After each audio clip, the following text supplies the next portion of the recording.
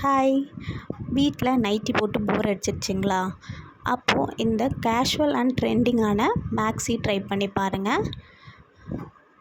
இது வந்து பப் sleeve with back not, அப்புறம் பேக்கெட்டோடு வந்துடுதுங்க. நான் டிரான்ஸ்பரன்சி. ஆங்கிள் லென்த்தோட லென்த் பார்த்திங்கன்னா 47, ஃபுல் லென்த்தோட லென்த் பார்த்திங்கன்னா 52 இன்ச் வருதுங்க. நான் ஃபீடிங் மேக்ஸி இருக்குங்க. அதோட லென்த் பார்த்திங்கன்னா 49 இன்ச்சஸ் வருது.